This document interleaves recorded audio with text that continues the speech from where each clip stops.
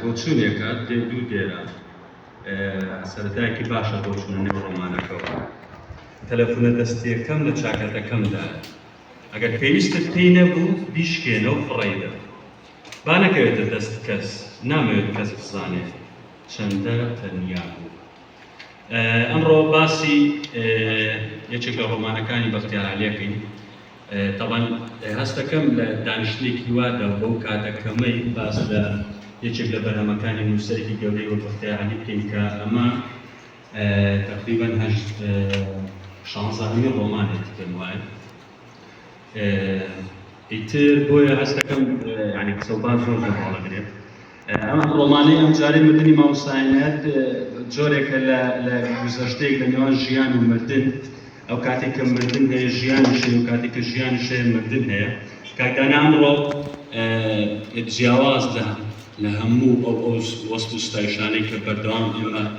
لەسەر بەختیارێ بینین. ئەمڕۆ دیدێکی ڕخنەیشیە لەسەر بەختیار، بەڕاستی لەسەر خودی بەختیار نا، لەسەر دەقی بەختیار بە تایبەتیش مردنی مامۆستایەت ئەو ڕۆمانەیە چەند دیدێک باسەکە بەڕاستی بۆ مردن باسی مردنەکە ئەمڕۆ لەناو ڕۆمانەکەیە. چەند توێژ باسێکی ترشەکەی دواترش حەزەکەین لەوەش بۆ چوونی خۆتان لەسەر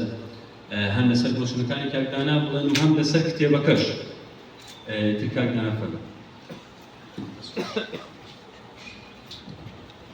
زۆر زۆر سوپاس، ئێوارەتان باش، بەخێر بێن، عەزیزتان کێشە. سوپاس بۆ گروپی شار و کاک هەڤاڵ، هەروەها سوپاس بۆ کۆشکی ڕۆشنبیری کەرکووک، سوپاسی تایبەت بۆ ناوەندی ڕۆشنبیری و هونەری دیالۆگ. لە ڕاستیە مای خۆشحاڵیە کە لە ماوەی هەفتەیەکە کۆمەڵێک بابەت لەم شوێنەیە بەڕێوە چوومە. ئەمە خاڵێکی زۆر گرنگ و وەرچاتانێکی مێژوویە لە چەمچی ڕۆشنبیری لە شاری کەرکووکە. ئێمە بتوانین دوومان جاری سێمان جاری شتێکی ئەم بابەتە بکەین. ئەمە بە شتێکی زۆر زۆر گرنگە بە تایبەتی ئەو نووسەرانی کە لە ناو کەرکووکە پێویستە بە جدی ئەوڕیان لێ بدرێتەوە و کار و چالاکی و بۆچوونەکانیان تەرک بکرێت لە بەرنامەیەکی داڕێژاوی بۆ هەمەیە. زۆر سوپاسان دەکەم. لە ڕاستیە کاروان کۆمەڵێک مفاجعەی ئامادە کردبوو، وەکو ئەتوانم بڵێن کۆمەڵێک کتێب، هەم کتێبەکانی داشکانی بۆ کراوە، هەم کۆمەڵێک تێنەگەیشتم. ڕاستی کتێبەکان لە ناو زەرفایە وەکو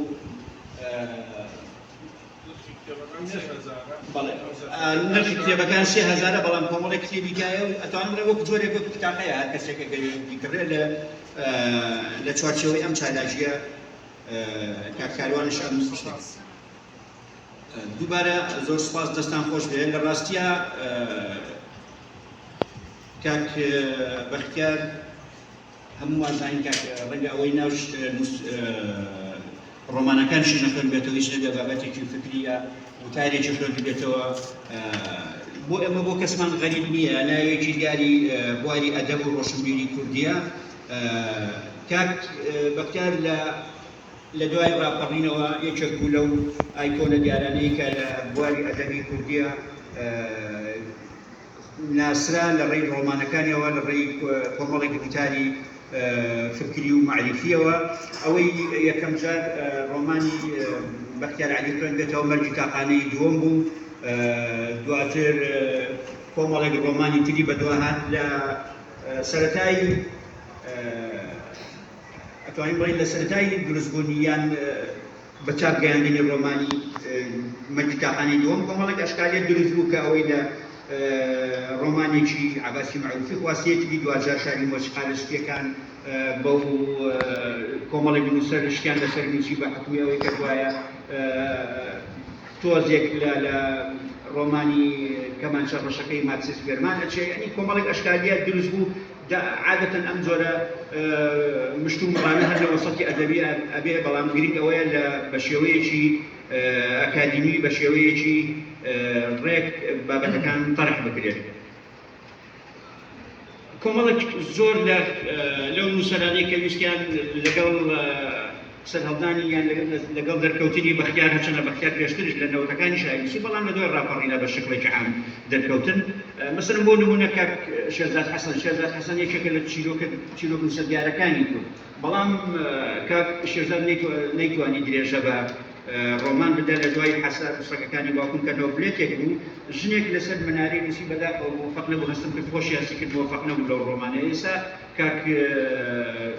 شێرزاد حەسەن نەیتوانی درێژە بە کاری ڕۆمانی بداوە خەریکی بەباری پەروەردەیە جا مەبەستم لێرەیە بۆ ئەمەیە کە کاک بەختیار نە چاوەڕێی مەتن و سەنای ئێمەیە نە چاوەڕێی ڕەخنەی ئێمەیە بەڵامی تر دیت هەر یەک لە ئێمە یەک و تێڕوانینێکی جیاوازمان هەیە بۆ خوێندنەوەیکی نەوعی یان خوێندنەوەیکی فکریمان هەیە بۆ بابەت و ڕۆمانەکانی لە ڕاستیان من دوای ئەوەی ئەم ڕۆمانم خوێندەوە کۆمەڵێک ئەشکاریاتم لەلا دروست بوو چونکە ئیشکردن لەسەر مەرگ ئیشکردنە لەسەر چرکەساتێکی زمانەوانی زەمەنی چونکە مەرگ یان مردن چەمکێکی کردەیی نیە وەکو ژیان ئەتوانی لەناو ژیانە کاری کردەیی بکەی بۆیە من ئەم ڕۆمانم خوێندەوە ئەو ئەشکاریاتانم لەلا دروست بوو هەموو نووسی بەڵام لە وتارێکی دوور و درێژە لە فەیسبووکش بڵاوم کردەوە ئەمەی کە ئێستا لەم کۆڕێ ئاماژەی پێدەم دقیق وەکو ئەوەی ناو فەیسبووک نییە بەڵام هەندێک سەرقەڵەمم باس کردووە لەم وەرەقە نەقدیانە هەر لە ناونیشانەکەەوە دەستی ئەەکەم بە لێکەوتنی دۆزەخیانەی مەرگ و ژیان لە ڕۆمانی مەرجی تاقانەی دووەم یعنی ئەگەر ئێمە ئەوەی متابعەی ڕۆمانەکەی کردبیە ڕۆمانەکەی ئەگەر هەر هیچ نەبێت بەشێک و بەشیشی خوێندەوە لەوە تێگا کە کارکتەری یان فیگۆری سەرێکی ئەم ڕۆمانە مامۆساعینایەتە مامۆساعینایەت لەناو مەرگەوە لەناو مردنەوە ئەیەوێ بێت بژێ و بەو پێوەرە یان کارکتەری سەرێکی لە ماوەی 5 ڕۆژە ئەیەوێ کەسێک بدۆزێتەوە لە جات خۆی بمرێت جا هەم مردنەکەی جۆرێکە لە دۆزەخی چونکە بەو حسابە بەو شکڵە من شوبهاندومە دۆزەخ یعنی مردن یعنی تەواوی تۆ حساب کە لە مردن لە ژیان بترازێ مردن جۆرێکە لە دۆزەخە بەڵام لە دۆزەخیە ژیانەکەی ئەوەیە کە تاکو ئێستا لە ناو ژیانەیە بەڵام بەردەوام مەرگ وەکو سێبەرێک بە دوایەتی بۆی ئەمە بە شکڵێکی تر خستەپاڵ چەمکی دۆزەخی لەوەی کە عینایەت تێدایە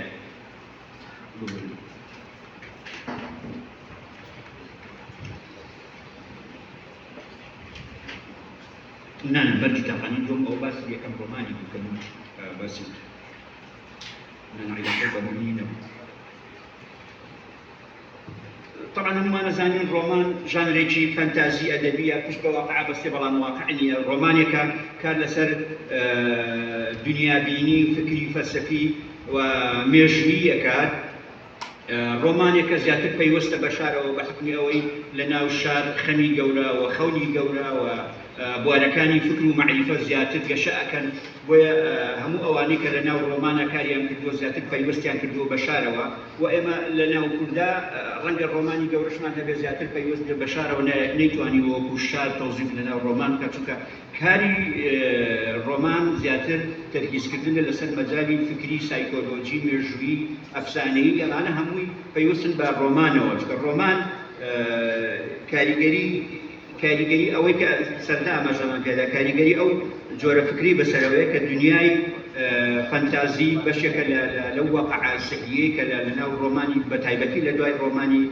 تازەگەریە کاری کردووە بۆیە جۆرێک لە ئەشکاریت لە ڕۆمانی ڕیالیستی یان ڕۆمانەکانی ترکە لە دەرەوەی شار کاریان کردووە لە هونەری گەڕانەوەی ئەم ڕۆمانەدا نووسەر پشتی بە گوتاری یەک محوەری بەستووە ئەویش کاری تێزەکەی کانتە لە ڕووی ئەخلاقی یان وێناکردنی ئەخلاقەوە ئەوەیە کە دایشکە فێڵێم ئەوەی کە ڕۆمانەکە خوێندبێتەوە تێرەگا مامۆساعینایەت ئەگەر چی لە ناو دۆزەکەی مەرگ و ژیانایە بەڵام بەردەوام هەوڵی داوە ئەوانەی کە ئەیەوێ لە جێ خۆی ببرن بەردەوام کەسێکی ئینسانێکی میهرەبان بووە نەویستووە هەموو کەس لە جێی ئەو بمرێت ئەمە جۆرێکە لەو تاکمحوەری کە تۆ بەردەوام لە ناو مەرگا جوڵیتەوە یەک محوەری بوو ئەوەی کە ئاماژەمان پێدا سوڕانەوە بەدەوری مردن یەک محوەری دۆزینەوەی کەسێکە ئەوانەی کە لە جێی ئەو ئەمرن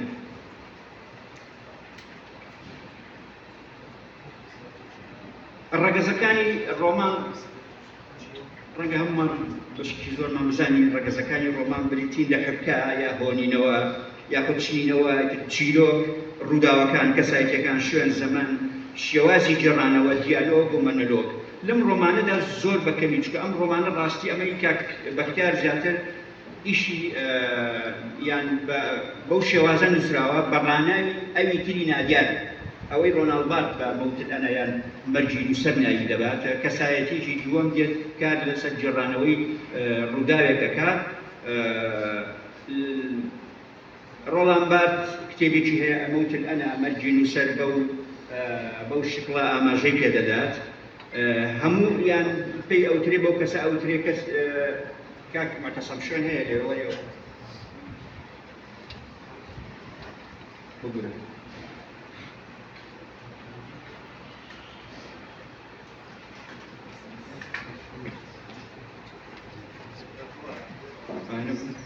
انتهى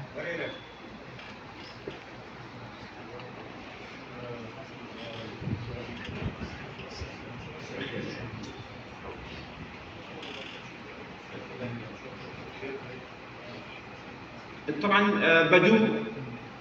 ئەم ڕۆمانە ئەتوانین بڵێن بەدوو ئاراستە ئیشی کردووە یەکەم منی نادیار دووەم بە شەپۆلی هۆش بەڵام زۆر بەکەمی شەپۆلی هۆشی دیا چکە بەردەوام ئەم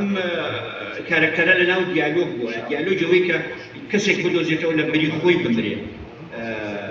چکە بەڕاستی چەمکی مردن زۆر چەمکێکی ئاڵۆزە کاک بەختیار لێرە لە من لە دوایە هەندێک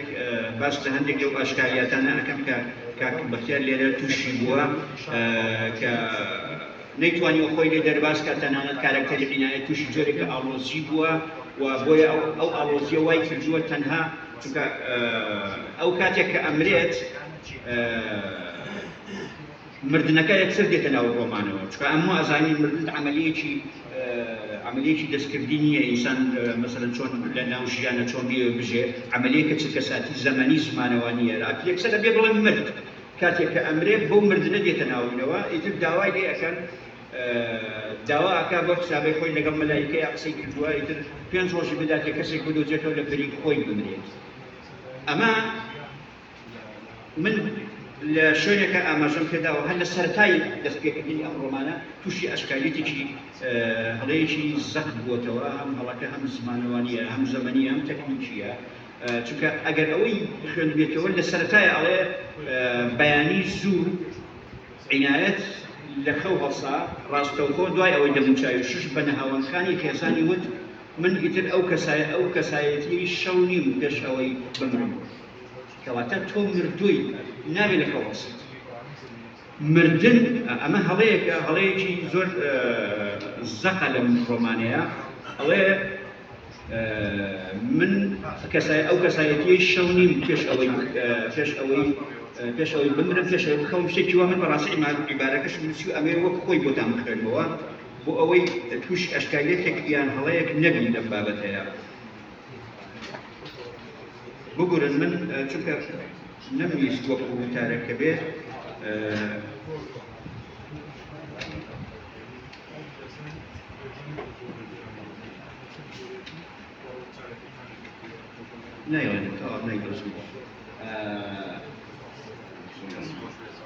لە خەو هەڵەسێ ئەڵێ من ئیتر ئەو کەسایەتیە نیم کە پێش خەوتن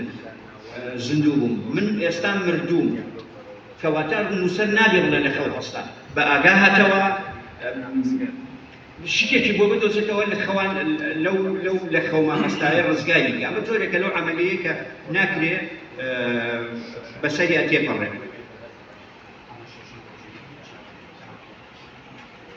هەر ئەمەیەوە تا لێرە ئاماژەم پێداوەڵێ لە پەرەگرافی یەکەمی ئەم ڕۆمانە دیالۆگی نێوان مامۆستا عنایەتی نەهاوان دەڵێ عنایەت یوسف کاتێک لە خەو هەستا گوتی نەهاوان من ئیتر ئەو کەسە زیندووی پێش خەوتن نیم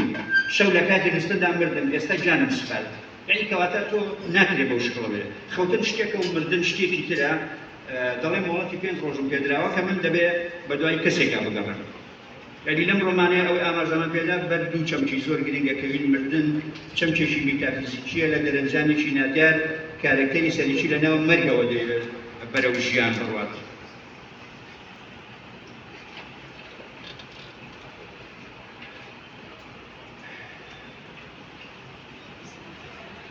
ئێمە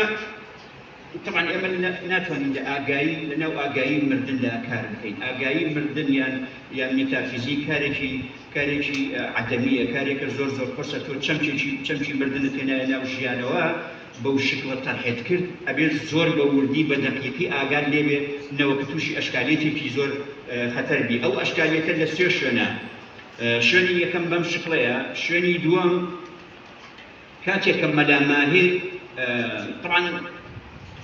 یەکەم هەنگاوی ئەو بۆ ئەوەی کەسێک بدۆزێتەوە ئەچێتە لای سەرۆک وەزیران. لە سەرۆک وەزیران ئەکەوێتە قسە لەگەڵ یا مناقەشی لەگەڵ ئەکە ئەوێت ئەڵێ تۆ کەسێکی وا دیکتاتۆری کەسێکی بەم شکڵی ئەبێت تۆ لە جیاتی من بمریت. والحاصل ناتوانێت قەناعەتی پێ بێنێ ئەو بەجێ دێڵە دوای ئەوە ئەچێت خاڵۆزایەکی دۆزێت، دوای عەمەلیاتکردنی خاڵۆزایە دۆزێت، دەوێت قەناعەتیش بۆ بکە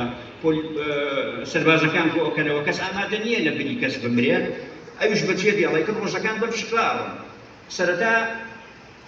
سەرەتا طبعا کە دوای ئەوەی لە ماڵ دەرەچێت ئەچێت لە ڕۆژنامەیەک ئیعلانی بۆ ئەکا کە ئەم مردووە لە ڕێی ئیعلانەوە لە تەلەڤیزیۆنە مقابلە ئەکەنی کە والحاصل کێشەی زۆر دروست ئەبێ کاک بەختیار ئەوێ لێرە کار لەسەر ئەوە کە بەشێکی زۆر لە ڕۆمانی ئێستا لە ئەوروپا کاریان لەسەر ڕۆمانی راپۆرت کردووە لە شکلی راپۆرتی، بەڵام راپۆرتیان نەهێناوەتە ناو ڕۆمانەوە، ئەم لە شکلی راپۆرتیەکە یعنی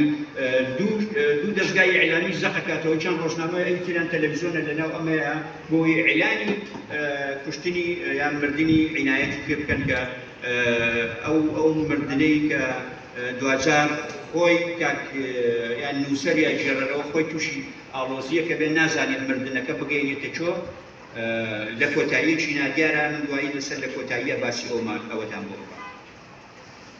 کارێکی تر کە ئەم ڕۆمانە بەو شکڵە کاری لەسەر کردووە چەمکی مانەوەیە یان نەمری. ئەم برادرێک وتارێکی نووسی بوو یا کۆمنتێکی نووسی بوو گوایە کە ئەم ڕۆمانەی مردنی مامۆستا عنایەت کاری لەسەر چەمکی نەمری لای گێگامیش کردووە لە کاتێکە نەمری لە ناو ژیانەوە سەر هەڵەدا، نەک لە ناو مردنەوە، نەک بەو مانایی کە تۆ لە ژیانە مادوو، بەو مانایی کە تۆ لە ژیانەوە بەرەگمەری بڕێ کاتێکە لە دوای کەساتەکانی مەرگایتر تۆ بە کردەوە و بە چالاکیەکانت دەرەکەوێت کە تۆ کەسێکی نەمری یان کەسێکی ئاسایی بۆیە عنایەت لەناو مەرگەوە هاتووە، لەناو مردنەوە نەهاتووە. ئەمە تەسەوڕ ناکەم پشت بەو پێوەرە گرگامیشیە بەستا بێ و هەر لە ڕێی میتافۆری وێناکردنەوە یان استعارەتی سەوتی مرگ و ژیان لای مامۆستا عنایەت لەگرەی تۆری مانەوە یاخود نەمری بگونجێت. لە بەرامبەردا هەموو چەمکەکانی مانەوە لای ئەفلاتون و سقراط پشتگوێ خستووە دێت کار لەسەر چەمکی ئەخلاقەکە، ئەو ئەخلاقی کە ئاماژەمان پێدا لەگەڵ کەسایەتیەکانە لەگەڵ ئەوانەی کە ئەیانەوێ بمرن زۆر میهرەبانە، زۆر کەس ئەیانەوێ بمرن یعنی کە ئەم قبوڵی ناکە ئەبێ کەسێک بێت شیاوی ژیان نەبێت، کەسێک بێت بۆ مەرگ ئامادە بێت، کەسێک بێت یعنی هیچ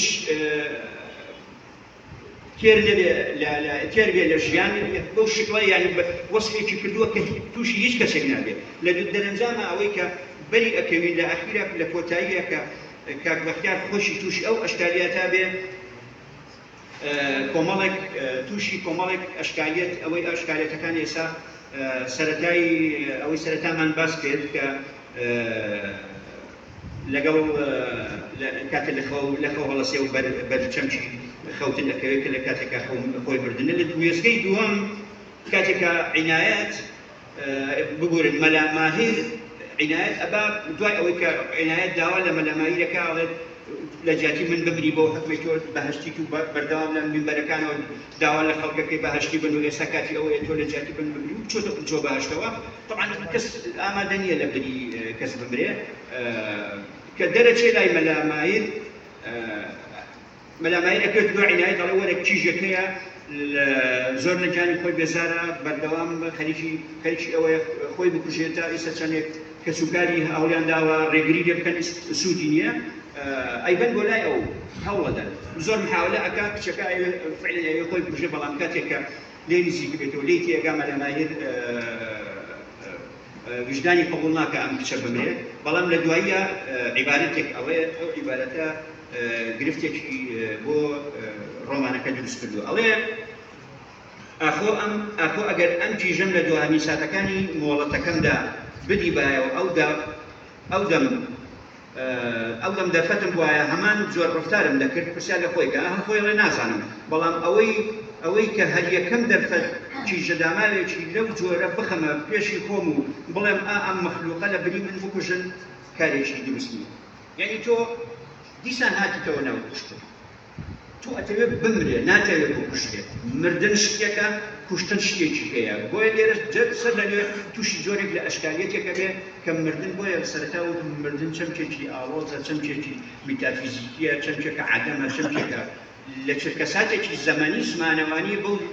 شکڵە زیاتر ناتوانانی تعریفێکی بۆ بکەی ڕەنگە تعریفێکی هەبێت لە غەیبانیەتە بەڵام ئێمە نا وێزگەی سێم یعنی کۆتایی ڕۆمانەکە هێندە ئاڵۆزە دوای ئەوەی کە بەم شکڵە 5 ڕۆژ هەوڵەدا خەڵک بێنێتە سەر سکەی ئەوەی کە یەکێ لە خۆی بمرێت دەرەنجام سەرۆک وەزیران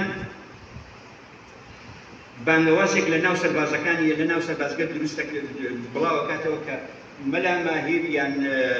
ببورن مامۆستا عینایەت یەکێکە لەو نێردراوانەی کە ئەیانەوێ ئینقلاب بکەنە سەری بیکوشن وەڵحەسن دژمنێکی وهمی بۆ خۆی دۆزێتەوە دەرەنجام مامۆستا عینایەت ئەکوژرێت سەر لەنوێ تووشی ئەشکالێتی کوشتن ئەبێتەوە لە بری مردن بۆیە مردن لە سوێ شوێن ڕێگری لە سەرکەوتنی کاک بەختیار ئەکا لە ڕۆمانی مردنی مامۆستا عینایەت چونکە چەمکی مردن وەکو سەرەتا ئاماژەمان پێدا چەمکێکی جیاوازە لەگەڵ چەمکی مردنە بۆیە ئەمەش جۆرێکە لە ئەشکالێتێکی تر خاڵێکی تر شوێن لەم ڕۆمانەدا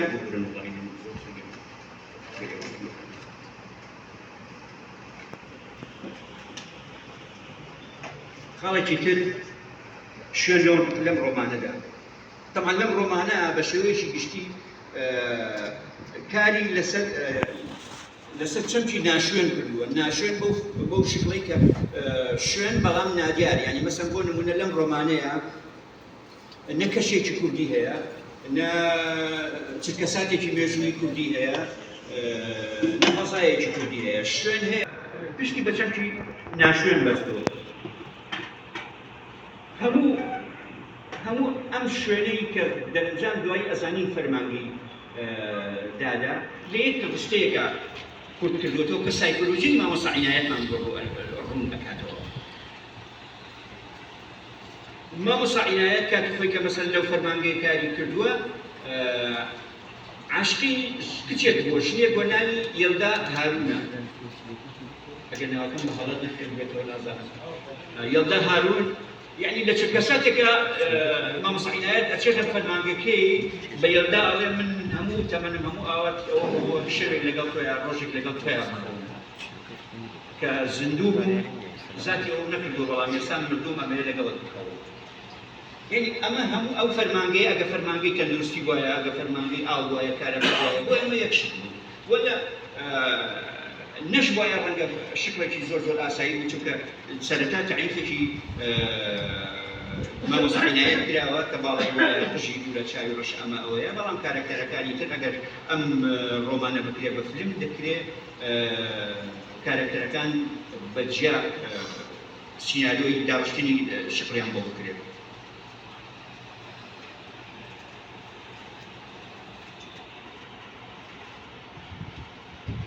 خاڵی کۆتایی کە ئەمە زۆر خراپە لە ڕۆمانە کاتی خۆی ئەلێرە ڕۆمانێکی نیهات جامی ڕۆمانی حەبیبە هەمان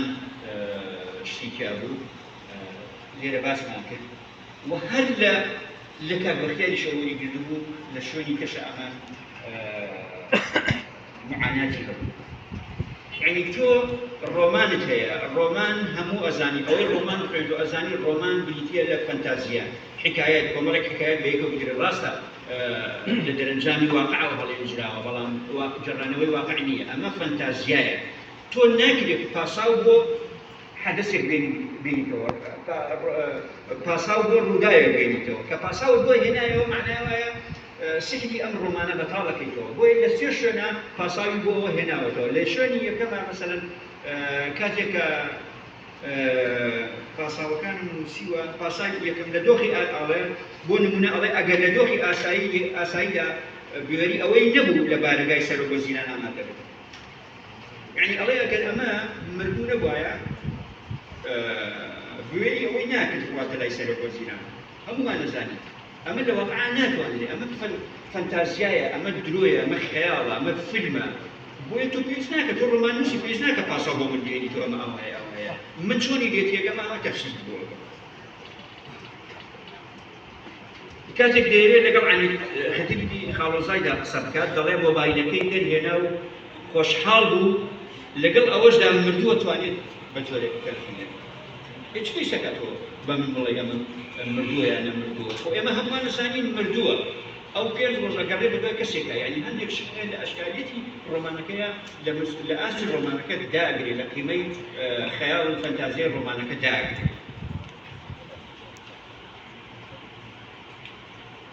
سێمەش هەر ئەوە ئاماژەمان پێدا ئەوەی من تەواو هەر ئەوە نەنووسیوەتەوە لە وەرەقەکان ڕەنگە ئەوەی ئەگەر حەزی لێ زیاتر لە بابەتەکە بخوێنێتەوە لە نووسینەکەمان هەیە ئەمە تەنها سەرقەڵەمێک بوو ئەوەی کە لە ڕۆمانەکەی نەخوێنێتەوە تێبگا بەڵام لەگەڵ ئەوەشدا سەرەتاش ئاماژەمان پێدا مش پاساوی بەختیار ڕۆمانیەکە نەپێویستی بە مەتحی منە نەپێویستی بە گەزێ بەڵام ئەمە دەقێکە و ئیتر بێتە بەردەمان هەر کەس بە جۆرێک ئەشکالێتێک گێرێک خوێندنەوەی بۆ بکە ڕەنگە زۆی بابەتی ترش بێت بەعکسی بابەتەکەی بنەوە نەسڕە و دیدگای جیاواز هەبێ بۆ ڕۆمانەکە بۆ من دڵنیاشم خەڵکی تر هەیە هیوادارم ئەوە نەبێت کە من بیستمە بەو شقەی کە داوایان کردو بە باشی لەسەری ئەمە شتێکی خراپە ئەگەر ئەمەیان کردبێت شتێکی لەو بابەتە منی سوڵکە کۆمەڵێک داوا لە کۆمەڵێک خەڵک کراوە کە بە باشی لەسەر ڕۆمانی من ببینی مەمەساعیدایەت هیوادارم ئاوا نەبێت دووبارە سوپاس بۆ کاک ڕێبین کاک هەواڵ و برادران سوپاس بۆ ئێوەش تا ئێستا لەگەڵمانە بوون حەزێتان کێشە دووبارە سوپاس دەستان خۆش بێت دەستان خۆش بێ ئەگەر کەسێک هاوچونێکی لە پرسیارێکی هەبێت قاسم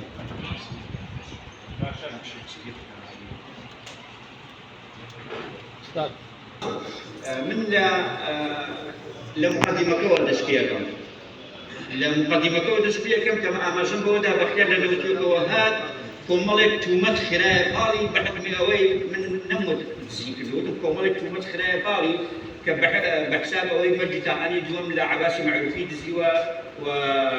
شاری مۆسیقارستەکان لە ماکسیس فەرمان دزیوە سەرلای ئەوەش بەردەوام بوو بەڵام لەگەڵ ئەوەشە شێرزاد حەسەنش لەگەڵ ئەو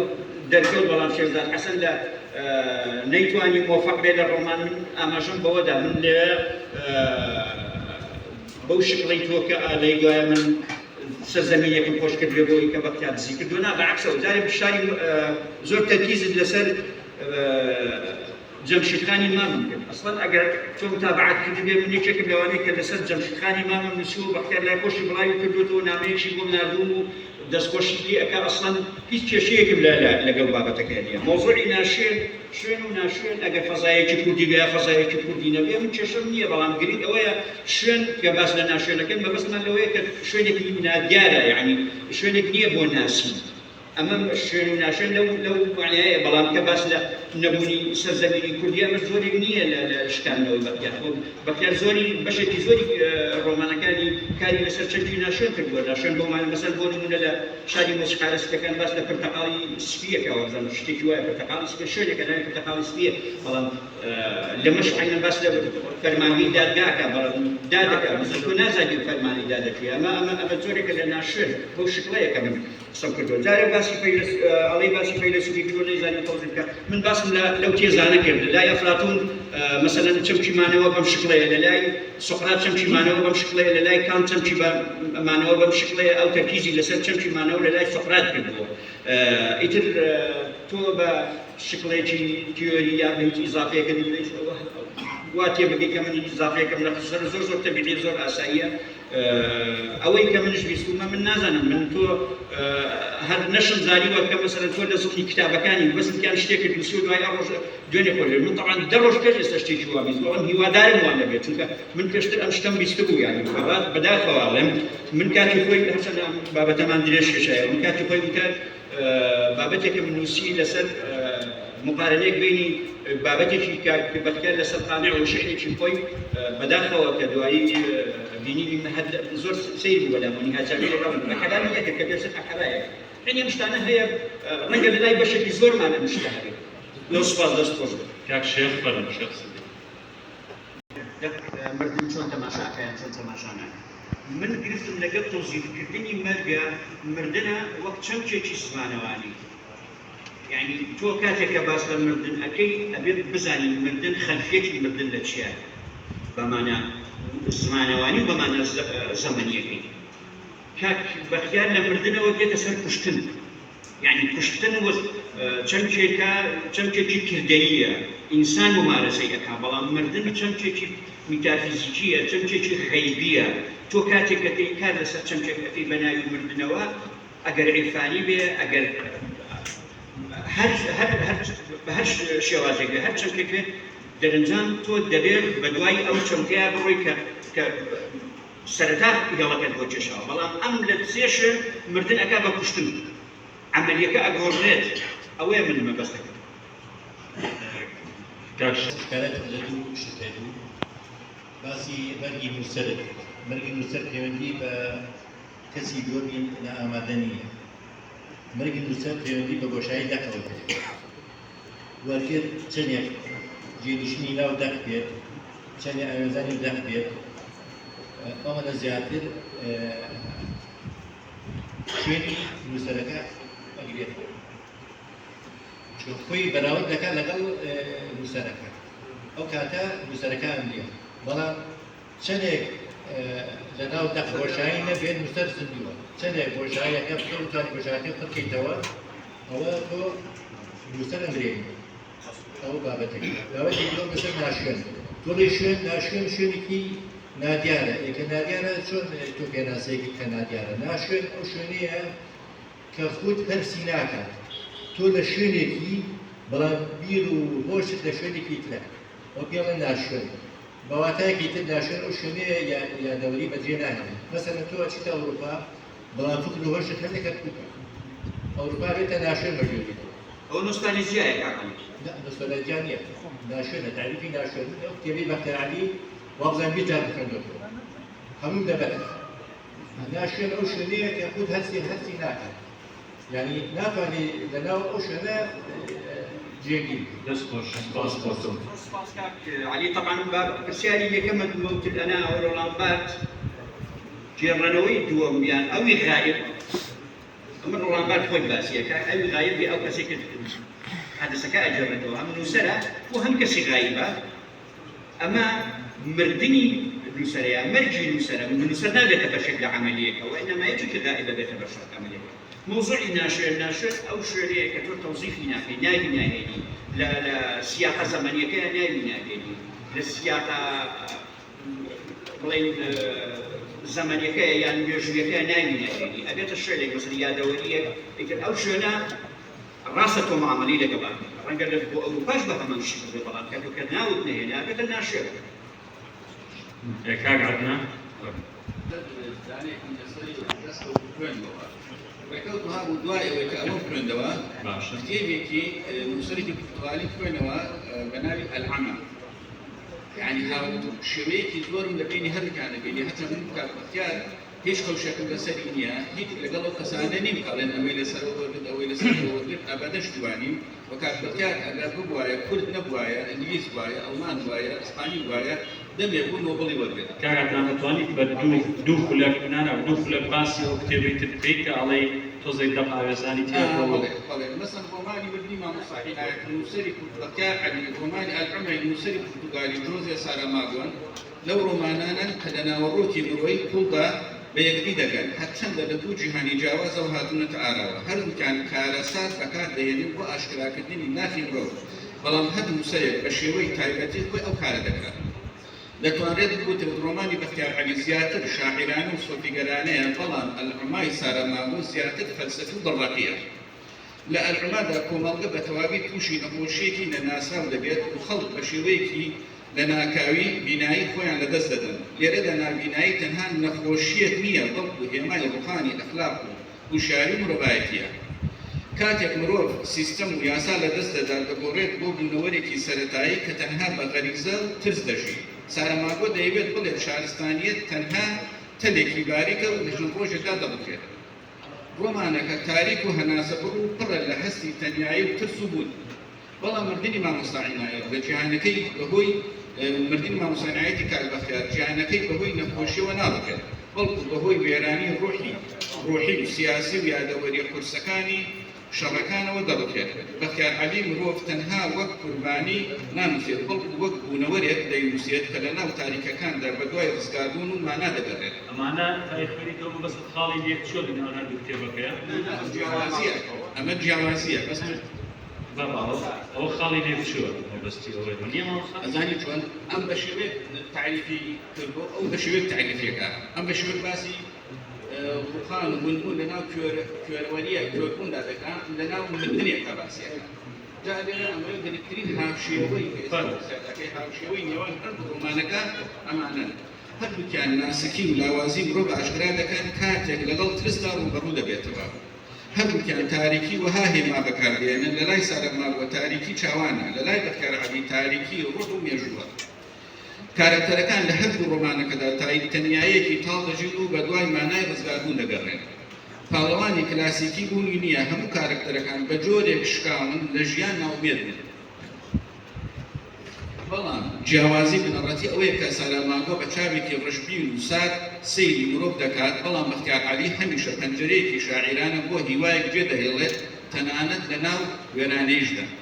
شێوازی نووسینی سارەماگۆ پشت بە ڕستە درێژەکان و دیالۆگی تێکەڵ بە گێڕانەوە دەبەستێت، بەبێ خاڵبەندی ئاسایی، وەک ئەوەی جیهان بە تەواوی لە ڕووبارێکی فەوزادا دەڕات. بەڵام بەختیار عەلی بە زمانێکی نزیک لە خەون و ئەفسانە دەنووسێت، زمانێک کە میوزیکی ناوخۆیی و وێنەی شاعیرانەی پوڵی تێدایە. ئەلعوما دەڵێت مرۆڤ دەتوانێت ببێتە دڕندە کاتێک سیستەم لەدەست بدات.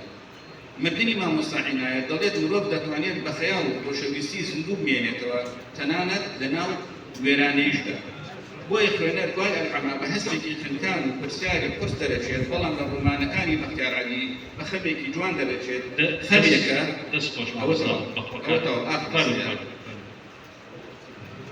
بەڵام لە ڕۆمانەکانی بەختیار عەلی بە خەبێکی جوان دەرەچێت، خەبێک کە دەچێتەوە سەر لێوەربوونەوەیەکی درێژ لە وێرانەی کۆمەڵگە.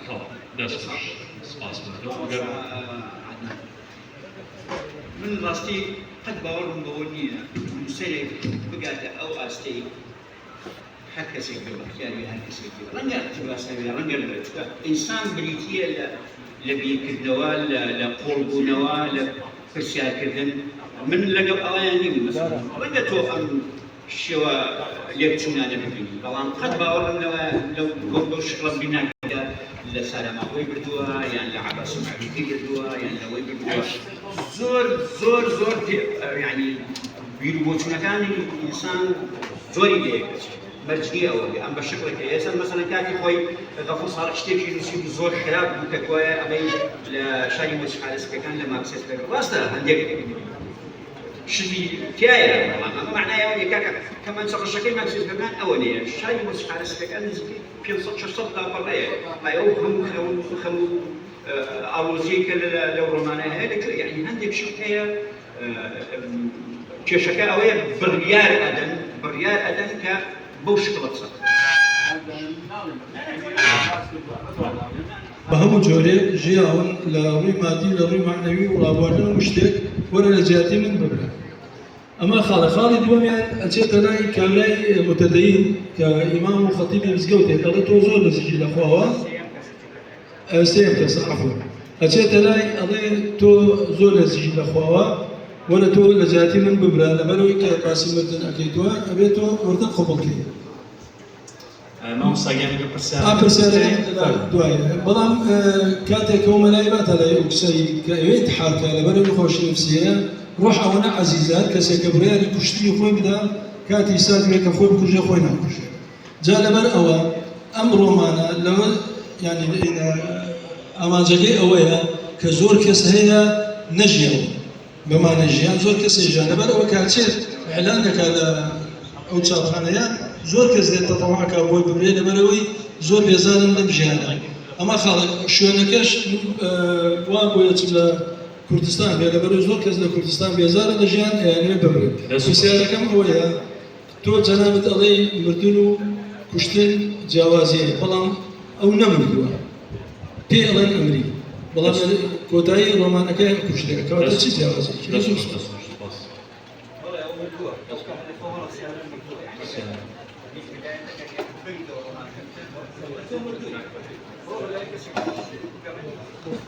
دەست خۆش کاک بەکرد